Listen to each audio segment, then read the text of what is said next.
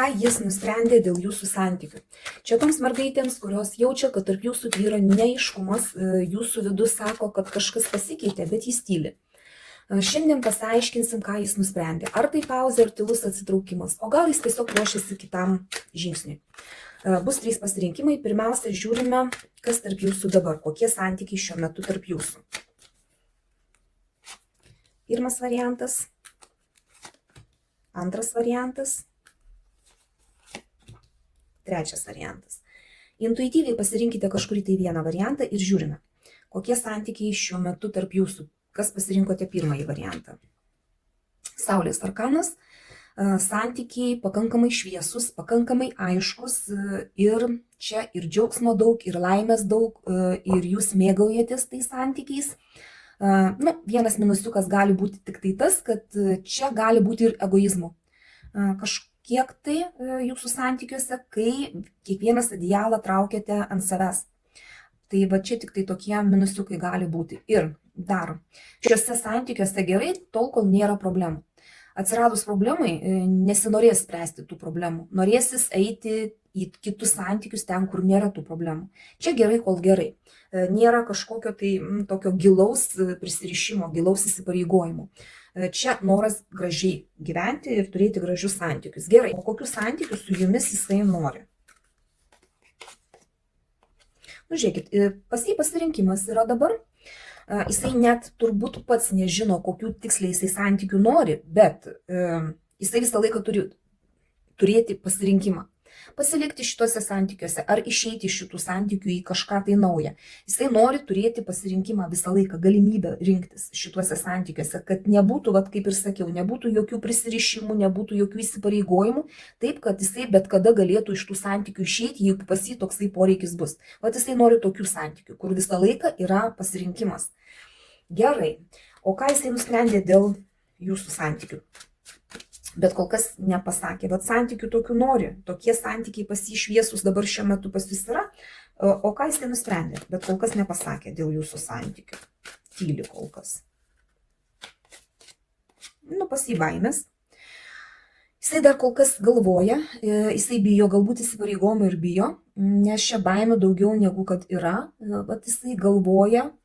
Ir kol kas dar galvos, ir kol kas dar jisai nieko jums ir nesakys kažkurį tai laiką, nes jisai pats dar nežino, ko jisai iš tikrųjų nori iš tų santykių. Dar jisai sprendžia, dar jisai galvoja, dar čia labai daug yra baimių, kažko bijo.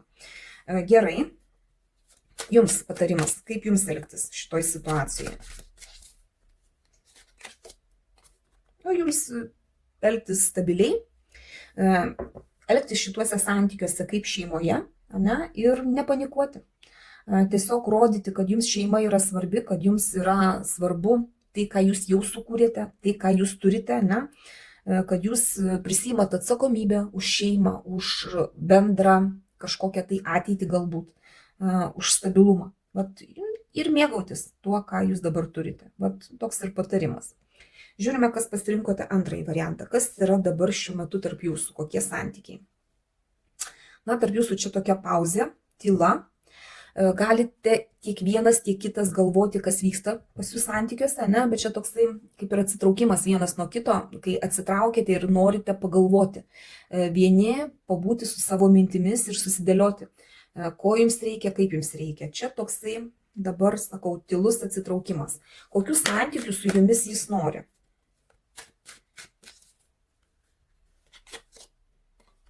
Lazdų penketukas.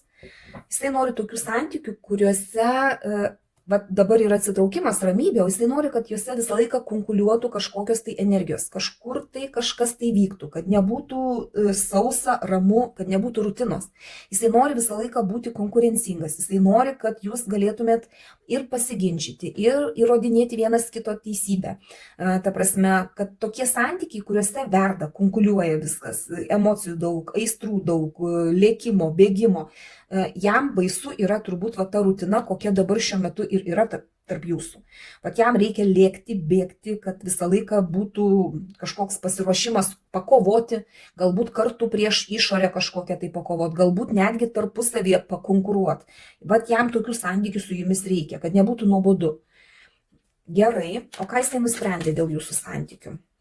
bet kol kas dar nepasakė, ką jisai nusprendė dėl jūsų santykių, bet kol kas dar nepasakė.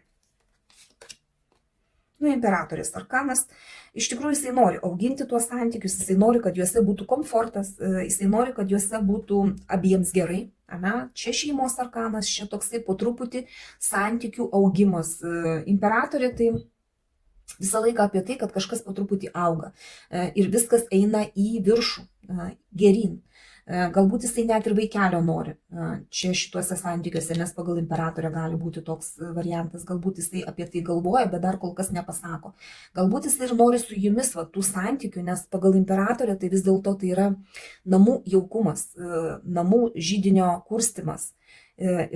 Tokių santykių jisai nori. Jeigu jisai ir dabar tyli, jeigu jisai kol kas nieko nesako, jisai vis tiek galvoja apie tai, kad šitie santykiai gali būti kažkuo tai gražus. Vis tiek jisai galvoja, kad šitie santykiai gali turėti ateitį. Gerai, ir patarimas jums, kaip elgtis šitoj situacijoje. Žiūrėkit, taurių riteris. Jums reikėtų truputį gal labiau nusiteikti romantiškai, galbūt netgi parodyti labiau jausmus. Dabar tyla kažkokia pas jūs, galbūt kiekvienas apgalvojate savyje, ko jūs norėtumėt, kaip jūs norėtumėt. O čia jums reikia rodyti judesį, reikia atverti savo jausmus, romantikos kažkokios, tai to reikėtų jums dabar jūsų santykiuose. Dabar ramybė, jisai nori, kad tie santykiai truputį judesy būtų labiau, aistros galbūt daugiau būtų jūsų santykiuose. Jums ir reikia parodyti tą meilę, tą tokią romantiką, įsimylėjimą.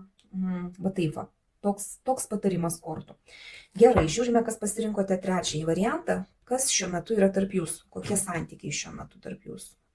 Liūdesys čia. Santykiuose čia kažkas tai iš jūsų arba abudu jūs galvojate apie praeitį, kas buvo praeityje gero, kad tai jau pasibaigė ir nematote ateities.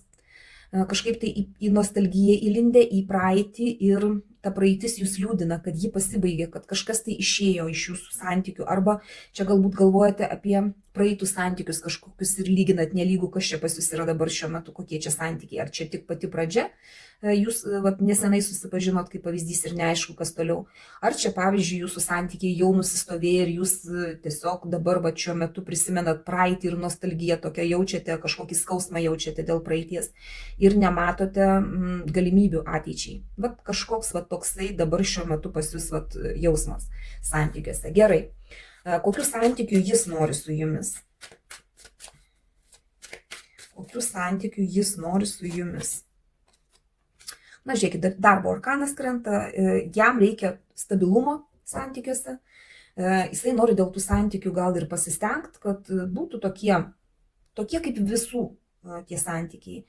Dirbtumėt, stabiliai kažką tai planuotumėt ir tokia rutina. Kad nebūtų kažkokių amerikietiškų kalniukų, kad nebūtų šiandien susipykom, rytoj taikomės, paskui vėl pykstamės, vėl taikomės. Jisai nori tokios nusistovėjusios jūsų santykių tėkmės. Kad būtų tiesiog paprasta, aišku, kad kiekvieną dieną kažkokia tai ta nusistovėjusi rutina būtų jūsų santykiuose. Bet jisai ir nori dėl tų santykių dirbti. Čia nėra taip, kad jisai norėtų iš tų santykių išeiti. Gerai, o ką jisai nusprendė dėl jūsų santykių? Bet dar kol kas nepasakė. Jisai tokių santykių nori, o kokį sprendimą jis priėmė? Žiūrėkit, šeimos arkanas krenta. Jo sprendimas yra vis dėlto kurti tą šeimą tokią, kad pas jūs būtų komfortas, būtų jausmų daug, būtų meilė, džiaugsmas santykiuose. Čia yra ir, žodžiu, šeimos arkanas toks, kur daug jausmų, daug meilės, emocijų ir kad laimė šituose santykiuose. Jisai to ir nori.